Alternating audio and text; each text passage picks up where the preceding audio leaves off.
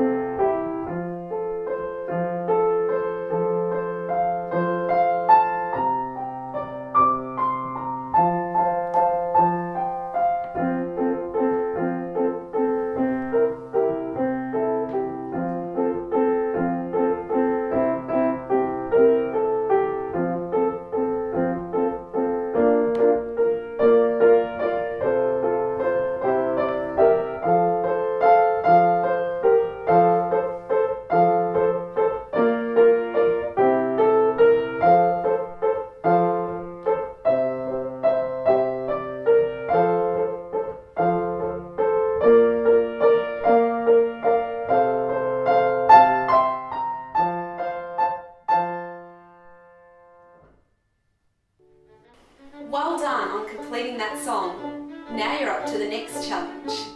Keep practicing.